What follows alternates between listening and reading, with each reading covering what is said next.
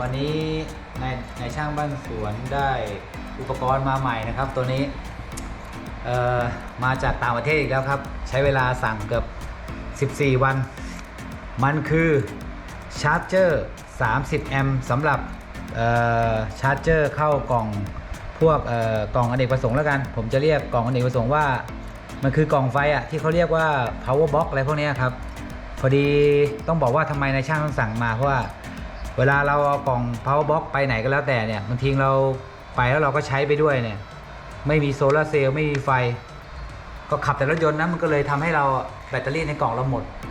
เราก็ใช้ไปชาร์จอะไรไป100 แอมป์จริงๆใช้กับอุปกรณ์ไฟฟ้านี่ครับได้ประมาณวันครึ่งก็หมดแล้วก็เลยเป็นปัญหากับช่องเราคราวนี้เราก็เลยสั่งตัวนี้มาก็นี้เป็นครั้งแรกที่เราจะต่อให้ดูเพราะว่ามันเป็นตัวชาร์จที่เขาบอกว่ากำลังชาร์จสูงสุดได้30 แอมป์แล้วก็เป็นอีกตัวที่ว่าน่าสนใจ12 โวลต์ Waterproof Lithium แล้วก็เป็น IP65 ด้วย IP65 คืออะไร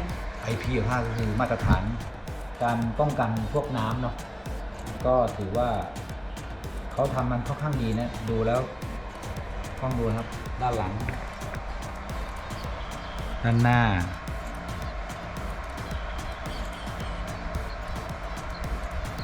ก็เดี๋ยวเรามาดูวิธีการต่อเลยสำหรับใครที่ใช้รถยนต์อยู่แล้วอยากจะเอาตัวนี้เอาไว้หน้าเครื่องยนต์ก็ได้ถ้าบางคนแบบว่าเครื่องยนต์สตาร์ทไปร้อนไม่อยากให้ตัวนี้ร้อนด้วยอยากจะมาไว้ในห้องโดยสารก็ได้แต่ก็ต้องต่อสายให้ยาวสักหน่อยเนาะนี่เข้ามาให้ไม่ถึงครึ่งเมตรนะจริงๆเราก็ต่อสายเบอร์อาจจะเท่ากับเขาก็ได้สเปคเขาเบอร์อะไรนี่ก็ไม่แน่ใจว่าเบอร์กี่มิลเดี๋ยวดูกันนะครับเบอร์เกือบ10 มิลประมาณเบอร์ที่10 มิลแล้วกันครับก็เราก็ลากเข้ามาในห้องโดยสารก็ได้ถ้าเราไม่อยากให้เขาไปอยู่หน้าเครื่องร้อนๆอะไรอย่างเงี้ยก็จะได้ยืดอายุการใช้งานแต่เขาบอกว่าป้องกันน้ำนะ ก็คิดว่าอยู่ห้องโดยสารก็น่าจะได้ถ้าใครที่ไม่อยากเอามาเกะกะในห้องเก๋งลืมบอกไปจริงๆตัวเนี้ยเขามีอุปกรณ์พิเศษนิดนึงก็คือว่าถ้าคุณไม่สตาร์ทเครื่องยนต์เนี่ยอุปกรณ์ตัวนี้จะไม่ชาร์จเจอร์ให้เพราะว่าเนื่องจาก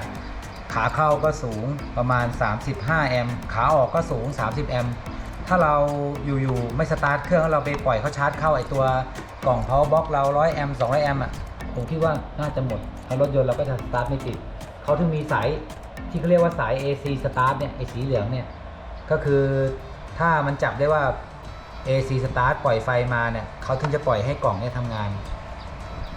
ก็มาดูวิธีการต่อแบบง่ายๆก่อนสีเหลืองมันคือตัว detect ว่ารถยนต์กำลังสตาร์ทเครื่องอย่างเงี้ยเหรอมันเป็นเหมือนมันจับไฟบวกเข้ามาในตัวนี้แล้วมันจะสั่งให้ตัวชาร์จเจอร์ทำงานเวลาเราสตาร์ทคำว่าเราสตาร์ท AC ไปแล้วเนี่ยออนไปแล้วหมายความว่ามันมีไฟมาแล้วไงมันก็ปล่อยไฟเข้ามาเครื่องนี้ก็ทำงานแล้วซึ่งเครื่องนี้คนที่จะใช้เนี่ยสามารถที่จะต่อถาวรไว้กับตัวรถยนต์ได้เลยใช่ปะได้เลยครับก็บวกก็คือบวกนะเนี่ยเส้นสีแดงบวกถ้าเราไม่มั่นใจเรามาดูตรงนี้เรามาดูกล้องมาดูครับมาดูตรงนี้ก็ได้เนี่ยเขาจะเขียนว่าบวกลบ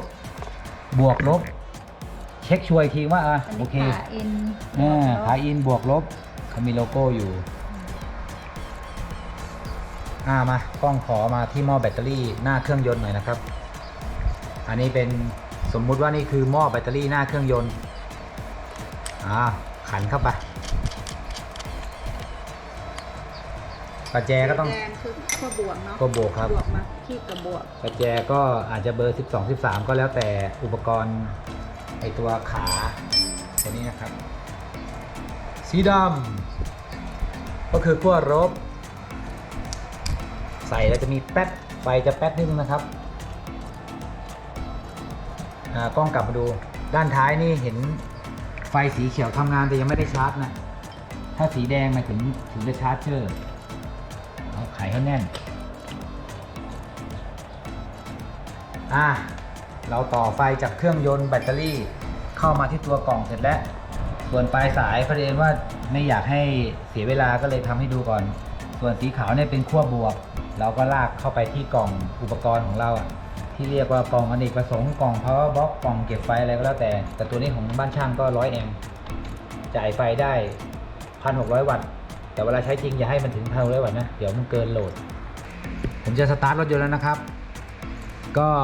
จำลองว่าผมสตาร์ทรถยนต์แล้ว1 2 3สตาร์ทรถยนต์แล้วครับตอนนี้เครื่องติดชาร์จเจอร์ทำงานกระแสขาเข้า36กระแสชาร์จเจอร์ขาออก30 แอมป์อย่างนี้ผมว่าถ้า100 แอมป์เนี่ยถ้าผมขับรถไปไม่เกินชั่วโมงเนี่ยแบตเต็มแล้วไม่ต้องไปยุ่งยากเลยครับแล้วเดี๋ยวมาส่องตัวนี้ว่าชาร์จไปสัก1 ชั่วโมงมันร้อนไหมเดี๋ยวหาตัววัดเทมก่อนนะครับไปยิงที่ขาครับยิงเนี่ย 37.6